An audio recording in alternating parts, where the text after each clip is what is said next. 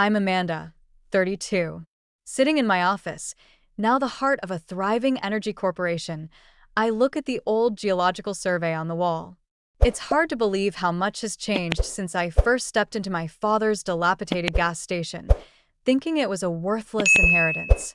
My father, Henry, was a simple yet brilliant man. He bought the gas station in 1980, dreaming of building a business that would serve the community. My mother, Linda, was a kind-hearted woman who supported my father's dream wholeheartedly.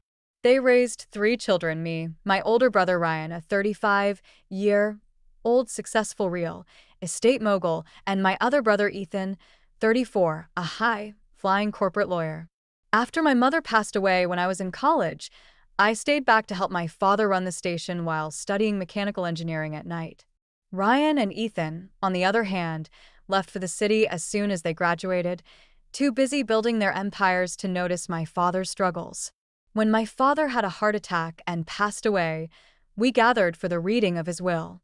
The lawyer read, "To my daughter Amanda, I leave Henry's gas and service station, including all property and contents thereof." Ryan scoffed, "Dad's old junk pile. Perfect for the grease monkey of the family." Ethan just smiled condescendingly. "Well, at least you can tinker with cars to your heart's content. But you might want to sell soon. That land's worth nothing since they rerouted the highway." The lawyer then continued, "To my sons, Ryan and Ethan, I leave the remainder of my liquid assets to be split equally between them." The liquid assets were about $120,000 each, pocket change for my brothers who made fortunes in the city. Ryan demanded, "What about the beach house and the stocks?" The lawyer explained that the proceeds were used to pay off old debts. I knew about those debts. I had helped my father manage them, watching him work 70-hour weeks to keep the station afloat and put us through college. Standing in front of the station in the early morning light, I felt closer to my father than ever. The old Texaco sign creaked in the wind as I held the keys. The peeling paint and weathered wood told a story of decades of neglect, but to me, this place held memories worth more than any dollar amount. I turned the key in the lock. My father had always kept everything well oiled. The bell above the door chimed, just like it had thousands of times before, but the sound echoed differently in the empty space. The interior was exactly as he'd left it the day he had his heart attack. Coffee cups were still on the counter, and yesterday's newspaper was open to the crossword puzzle he never finished. My father loved crosswords. He said they kept his mind sharp. "Life's full of puzzles, Amanda," he used to tell me. "The trick is knowing which ones are worth solving." As I sorted through the 40-year-old business records in his ancient desk, I noticed a pattern. Certain documents were marked with small blue dots, and others had underlines or circles around dates and numbers. In the bottom drawer, I found an old photo album. There were pictures of the station from 1980, my father standing proudly in front, and my mother, pregnant with Ryan, beside him. The station had been beautiful then, with fresh paint and bright signs, and the highway ran right past it, bringing a steady stream of customers. What caught my eye was an odd metal framework in the background, barely visible behind overgrown bushes. I couldn't remember ever seeing it. The backyard had been unused for years, gradually overtaken by weeds. My father always said we'd clear it someday, but we never did. Curious, I grabbed a flashlight and headed out back. As I got closer to the structure, I could see it was about 25 feet tall. My heart started pounding. But before I could investigate further, Ryan's expensive SUV pulled up. "Amanda, we need to talk about this place," he called out. I tucked the photo into my pocket. Ryan never really talked. He announced and expected compliance. But I decided to keep my discovery to myself. Ethan joined him, using his lawyer voice. "This place is a liability. The environmental cleanup alone would cost more than it's worth. Why don't you let us buy you out? We'll give you $35,000. That's generous considering." I looked at them, these successful brothers who never understood my love for this place. "Thanks, but no thanks. I think I'll hold on to it for a while," I replied. Ryan's face darkened. "Don't be stupid, Amanda. You can't run a gas station these days. The big chains have taken over." I fingered the photo in my pocket. maybe, but it's mine now, and I'm keeping it. Ethan offered. We'll give you $40,000. Final offer.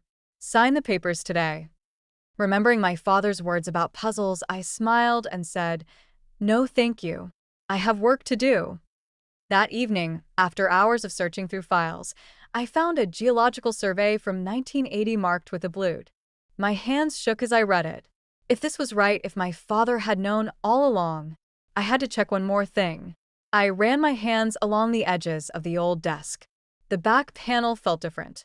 Pressing carefully, a small safe swung open. Inside was an envelope with my name on it. My father's handwriting brought tears to my eyes. Dear Amanda, if you're reading this, you've started putting the pieces together. You were always the clever one, the only one who understood the value of patience and hard work. What you found in the back lot isn't just an old structure. It's proof of something I discovered the day I bought this station. I kept it secret all these years, waiting for the right time. Your brothers will try to take this from you when they realize what it's worth. Don't let them. I've left you everything you need to protect yourself. Remember, sometimes the best things in life look worthless to others, but that's what makes them precious. I love you, Amanda. Make me proud, Dad. I knew I needed an expert to confirm my suspicions. I reached out to Mr. Thompson, my father's friend for 35 years and the county's most respected environmental engineer. The next morning, at the local diner, I watched his eyes widen as he reviewed the geological survey. So, it's real? I asked, stirring my coffee. Oh, it's real all right, he said, pulling out his iPad. See these patterns in the vegetation behind the station? Classic indicators. Your dad's property sits right on top of one of the largest natural gas deposits in the state. A conservative estimate puts it at about $60 million in extraction rights alone. Just then, Ryan walked in with two men in expensive suits. His face darkened when he saw me with Mr. Thompson. Well, having breakfast with Dad's old friend. How quaint, he sneered.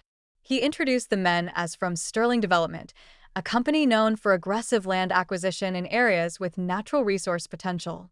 One of the suits said smoothly, "We'd love to discuss some opportunities with you, Miss Amanda, perhaps in a more private setting." Mr. Thompson firmly said, "Amanda's not interested." Ryan's smile vanished. "This isn't your business, old man.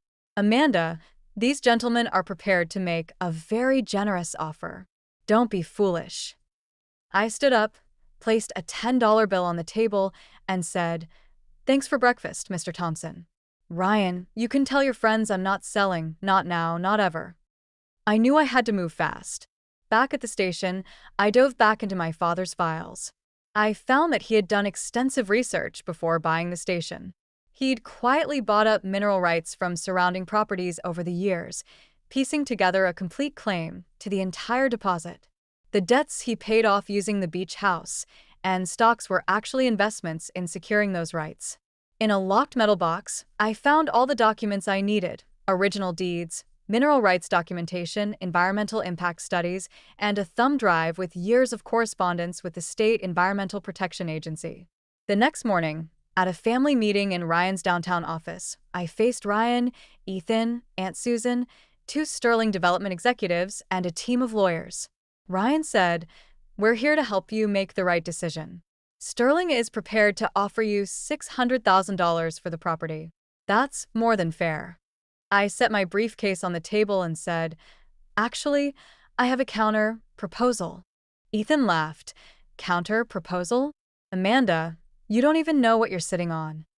I replied quietly, "You mean the natural gas deposit's worth about $60 million in extraction rights?"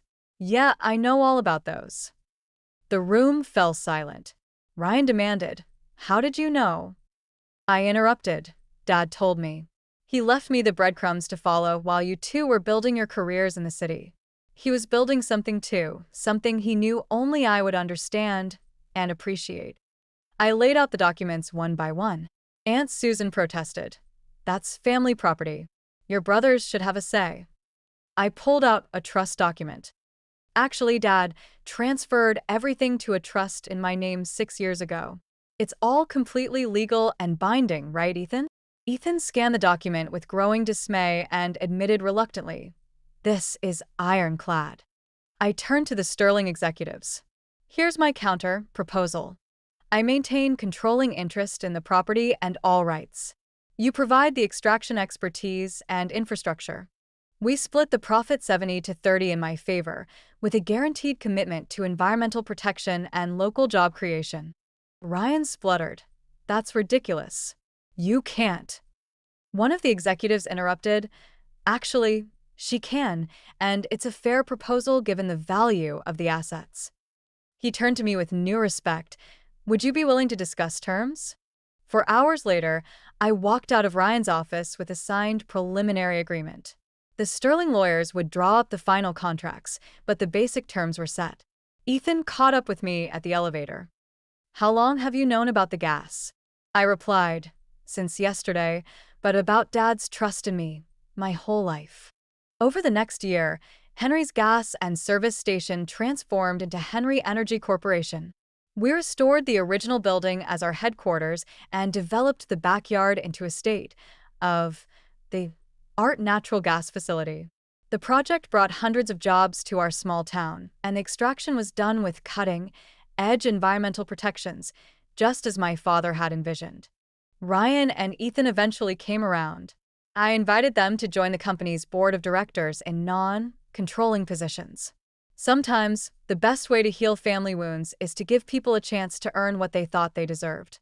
Every morning, I arrive early just like my father taught me.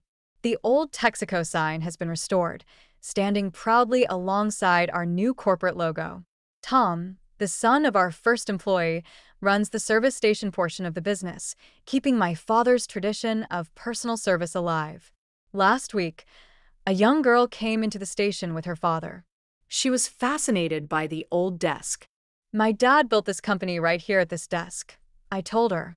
"He taught me that sometimes the best treasures are hiding in plain sight. You just have to be patient enough to look for them and wise enough to recognize them when you find them." She nodded solemnly, running her hand along the desk's smooth surface. "Do you miss him?" she asked. "Every day," I replied. "But he left me something better than money or property. He left me his legacy, not just what he built, but how he built it, with integrity, patience, and faith in the future."